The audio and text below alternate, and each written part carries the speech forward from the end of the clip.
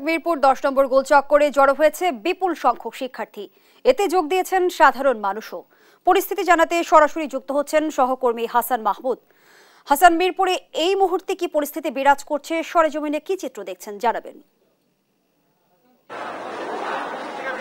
জুই, আপনাকে ধন্যবাদ। আপনি যেমনটা বলছিলেন যে সারা দেশে যে ছাত্র জনতার বিক্ষোভ শুরু হয়েছে সেটি কিন্তু আমরা সকাল থেকে দেখছি যে মিরপুর এলাকায় বিভিন্ন বিশ্ববিদ্যালয়ের শিক্ষার্থীরা তারা কিন্তু অবস্থান নিয়েছে। এখানে হাজার হাজার মানুষ কিন্তু ইতিমধ্যে রাস্তায় নেমে এসেছে এবং তারা কিন্তু বিক্ষোভ করছেন এবং তাদের যে 9 দফার দাবি সেটির পক্ষে কিন্তু তারা কিন্তু এখন পর্যন্ত তারা সেই বিক্ষোভ চালিয়ে যাচ্ছে এবং আমরা দেখতে পাচ্ছি যে বিভিন্ন বিশ্ববিদ্যালয়ের শত শত শিক্ষার্থী কিন্তু ইতিমধ্যে অবস্থান নিয়েছে। মিরপুর 10 নম্বরের যে চত্বরটি রয়েছে পুরোপুরি কিন্তু সে চত্বরটি একদম ব্লক করে দিয়েছে এবং তারা বিভিন্ন দাবি দেওয়া তারা কিন্তু আসলে পেশ করছেন। এবং আমরা জানি যে গতকালকে যে কোটা সংস্কার আন্দোলনের জন্য গঠিত যে বৈষম্য বিরোধী ছাত্র আন্দোলন তারা কিন্তু আসলে বিভিন্নভাবে দাবি জানিয়ে আসছেন যে আজকে বিক্ষোভ কর্মসূচি ঘোষণা দিয়েছেন, যদি শিক্ষার্থীদের যে দাবি না মানা হয় তাহলে আগামীকাল থেকে আবার সর্বাত্মক তারা অবরোধ কর্মসূচি ঘোষণা করবে এবং সব ধরনের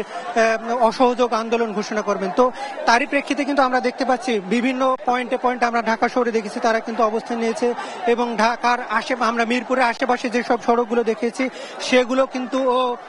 সেগুলোতে কিন্তু আসলে শত শত মানুষ অংশ নিয়েছে এবং তারা কিন্তু বিভিন্ন দাবি দেওয়া পেশ করছেন এবং আমরা এখানে দেখতে পাচ্ছি যে এক দফা এক দাবির যে দাবি উঠছে তারাও কিন্তু সেটিও কিন্তু থেকে বলছেন এবং আইন শৃঙ্খলা রক্ষাকারী বাহিনীর যেসব সদস্য গত কোটা আন্দোলনের 17, 18 এবং 19 তারিখে মানুষের যে হত্যাকাণ্ডের শিকার হয়েছে এবং গুলির ঘটনা ঘটে গেছে সেগুলো কিন্তু দৃষ্টান্তমূলক শাস্তি এবং কয়েকজন মন্ত্রীর কিন্তু তারা পদত্যাগ দাবি করছেন এবং যাতে কোটা সংস্কার আন্দোলনের কেন্দ্র করে যেসব সহিংসতার ঘটনা ঘটছে এর প্রেক্ষিতে কিন্তু তারা যেসব দাবি জানিয়ে আসছেন যে এই যারা গ্রেপ্তার হয়েছে তাদেরকে মুক্তি দেওয়া এবং যেসব শিক্ষার্থী এখন পর্যন্ত আদালতে গ্রেপ্তার হয়েছে তাদের কিন্তু মুক্তি দাবি করছেন এবং যদি এই দাবি না মানা হয় তাহলে কিন্তু যে কোনো মুহূর্তে আসলে তারা সরকার পতনের যে এক দফা দাবি সেটিতে কিন্তু চলে আসবেন বলে আমরা জানতে পারছি। তো জুই, আমরা শিক্ষার্থীদের কিন্তু যে আন্দোলন সেটি কিন্তু এই মুহূর্তে মিরপুর 10 নম্বরে অনেকটাই উত্তাল দেখতে পাচ্ছি। পুরো মিরপুর এলাকায় কিন্তু তারা ব্লক করে দিয়েছে এবং এর আশেপাশে যেসব এলাকা রয়েছে সবগুলো রাস্তায় আমরা দেখেছি যে সাধারণ মানুষের অনেকটা ঢল নেমেছে। তো জুই, এই ছিল আমার কাছে মিরপুর 10 নম্বর থেকে সবশেষ পরিস্থিতি।